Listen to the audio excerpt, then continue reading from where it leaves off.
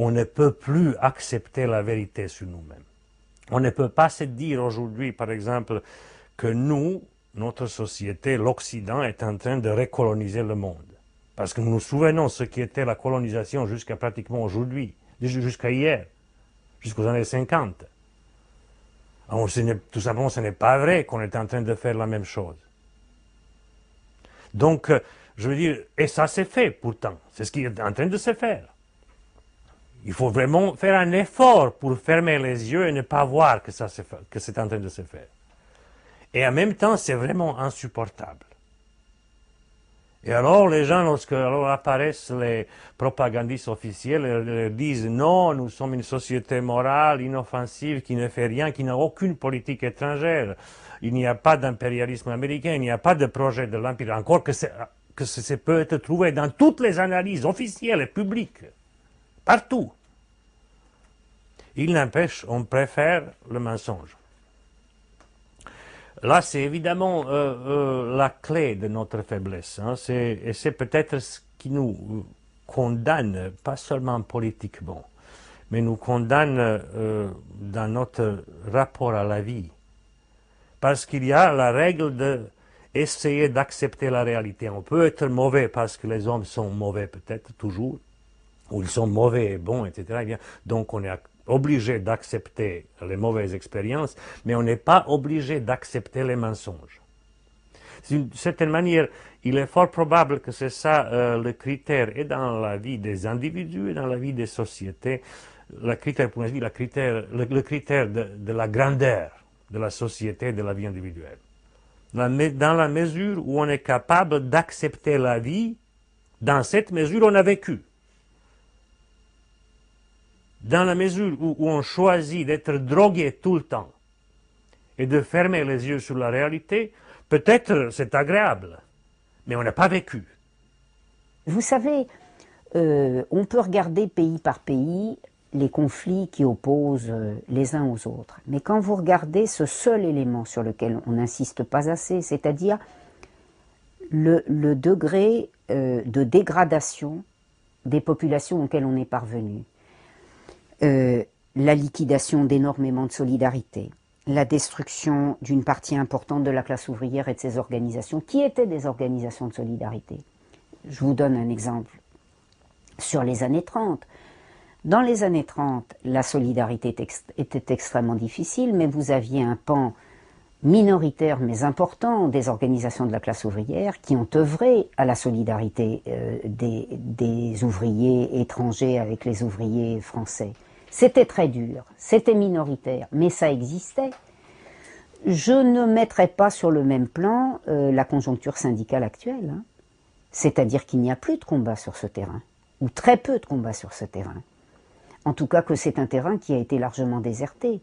Eh bien, quand vous comparez le degré, ce que j'appelle le degré de dégradation des populations, c'est-à-dire les haines qui peuvent se déclencher, les attentats racistes, le mépris à l'égard du ressortissant d'une autre nationalité, vous vous dites qu'il y a une donnée qui est au moins aussi au point qu'entre 1914 et qu'avant 1914 ou avant 1939, c'est-à-dire la disposition des populations à guerroyer.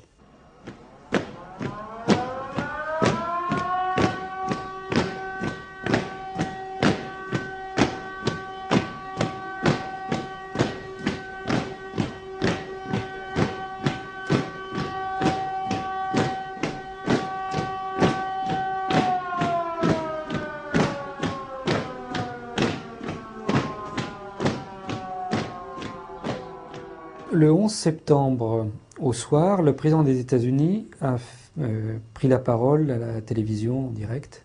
Quand il a terminé son entretien, à la minute même, le Washington Post a affiché sur son site internet un texte qui était déjà prêt de Henry Kissinger, dans lequel il explique le but de la guerre au terrorisme, où il dit, voilà, on n'en a rien à faire de savoir qui a fait ces attentats. Par contre, nous allons utiliser ces attentats pour détruire tous ceux qui, dans le monde, s'opposent à notre hégémonie. Et la guerre au terrorisme, c'est une guerre contre toutes les puissances non étatiques qui s'opposent à cette hégémonie. Il a écrit noir sur blanc. C'est la guerre contre les résistances populaires. Voilà. Pas le peuple mondial, c'est les résistances populaires. Donc il donne déjà une liste de cibles sur tous les continents. Et dès le début, le président Bush a autorisé les assassinats directs. Alors vous savez que c'était interdit depuis Carter. Et ils ont commencé immédiatement à assassiner des dirigeants d'organisations écologistes ici, enfin pour le cas par exemple en Océanie ou en Amérique latine, ou des gens qui s'opposaient à des implantations économiques des États-Unis à différents endroits. Des responsables politiques, de manière très variée, tous ceux qui, dans les opinions publiques de leur propre pays, pouvaient avoir un effet de résistance. Alors dans le tiers-monde, l'assassinat de ces dirigeants passe totalement inaperçu, personne ne s'y intéresse, sauf quand ce sont des assassinats qui se veulent spectaculaires, parce qu'il y a un message à passer. Par exemple, quand les États-Unis viennent d'assassiner le procureur général du Venezuela, Danilo Anderson. Donc là, ils font exploser sa voiture parce qu'ils menaient une enquête précise sur la manière dont la tentative de coup d'État avait été faite en 2002. Mais le reste du temps, on essaye d'être plus discret quand on fait ça.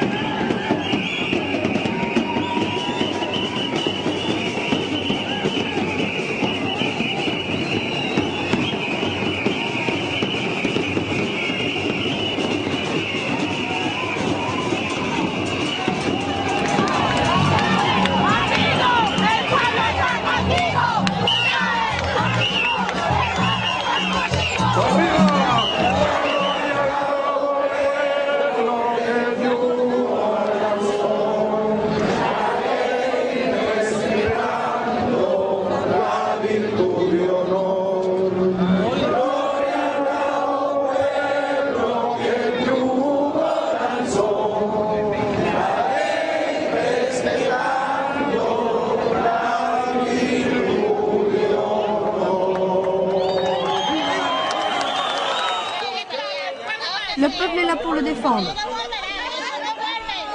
Chavez, le peuple est avec toi. Ça, c'est le vrai Venezuela. Ça n'a rien à voir avec ce qu'ils montrent ici à la télévision. Ils n'arrêtent pas de mentir. Ce sont des menteurs à la télévision. Nous, on est des partisans de Chavez. Eux, ils possèdent les médias, mais nous, on a la rue. Ils veulent provoquer l'affrontement. Vous vous rendez compte? Ils nous traitent d'assassins, de crève-la-faim et de hordes misérables. Et ce, à l'intérieur même de nos maisons avec leurs chaînes de télé. Nous, on a décidé d'éteindre leur télévision et on n'achète plus leurs journaux. On en a marre que le peuple se fasse insulter. Alors, s'il vous plaît, messieurs, changez d'attitude. Parce que si vous continuez d'offenser le peuple de cette manière, tôt ou tard, il va vous présenter la facture.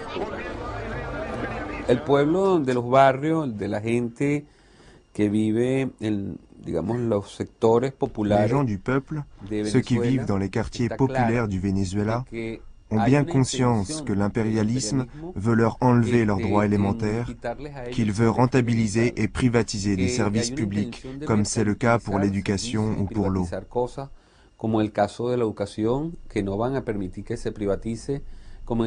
Les gens d'ici ne vont pas permettre que le gouvernement privatise, comme d'autres pays le font. On est en train de s'unir avec d'autres peuples pour éviter cette politique de privatisation. Nosotros podemos ver que hay cosas del pasado en esa lucha que son muy buenas. Nous pouvons voir qu'il y a de bonnes choses dans les luttes passées, mais aussi des choses sans avenir. Les premières, il faut les réformer, les réoxygéner. Et les autres, il faut les éliminer, les écarter, car ce sont elles qui ont provoqué l'affaiblissement de nos luttes.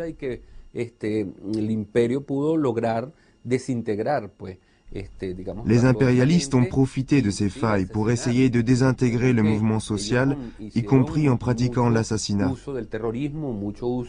On voit qu'ils utilisent fréquemment le terrorisme et l'oppression afin d'éliminer les gens qui luttent pour que l'impérialisme n'accomplisse pas ses objectifs dans les pays les plus pauvres et pour que nous puissions revendiquer des droits sociaux comme l'éducation.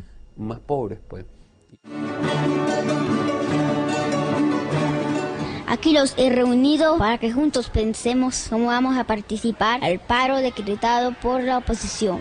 No podemos dejar de participar a la hora en que Chávez quiere transformar a Venezuela en una dictadura comunista como Cuba. Además, debemos enviar un mensaje bien claro a la gente de esta comunidad que se atreve a criticar mi forma de gerenciar esta escuela. Vamos a cerrar la escuela mientras siga el paro indefinido. ¿Y los niños? ¿Qué van a hacer los niños? Bueno, que se queden en la calle, hasta que la gente se moleste y por fin se una para sacar a Chávez. Le 2 décembre, la directrice de cette école, Olga de Bastardo, avait décidé de fermer notre école. Mais nous, on est venus plusieurs fois, pas moyen d'entrer. Alors nous, et nos parents, et nos voisins, on a décidé d'ouvrir l'école. En janvier, elle aurait dû commencer, on aurait dû être en classe, mais pas moyen. Même si certains professeurs et si certains élèves et si certains voisins s'étaient déjà rapprochés et avaient dit leurs préoccupations, finalement on a décidé de faire une réunion dans la chapelle et on a décidé de protester, de fermer la rue qui mène à l'hôpital et c'est comme ça que tout a commencé. Le concierge a décidé d'ouvrir les portes de l'école. Et maintenant, c'est notre école et c'est notre histoire. Il n'y a pas un gouvernement qu'on pourra influencer. Alors par les décisions sont prises bien sûr, pas par nos gouvernements souverains, mais par des forces impersonnelles, des pouvoirs impersonnels, qui sait où, et par les fluxus du capital. Et alors ça explique aussi en partie ces explosions de fierté nationaliste, de chauvinisme qui reflètent une impuissance et une humiliation parce que le pouvoir étatique, populaire, social, etc. sont perdus, sont cédés aux centres qui sont même invisibles. Vous savez, la différence très importante entre colonialisation et globalisation, c'est que les pouvoirs coloniaux avant, quand même, ont bâti quelques boulevards, quelques offices postaux, quelques casernes, quelques gares ferroviaires, etc. Mais bien sûr, comme le pouvoir du capital global, c'est impersonnel, il n'y a pas une intervention culturelle, une intervention civilisatrice, ça n'existe plus. Et alors il n'y a pas un contact direct entre les pouvoirs extérieurs et les populations indigènes. C'est impersonnel. On ne voit pas qui sont les colons d'aujourd'hui. Personne. Et alors de s'organiser contre ces pouvoirs nouveaux a une difficulté, même conceptuelle, même intellectuelle, qui est de difficulté vraiment géante.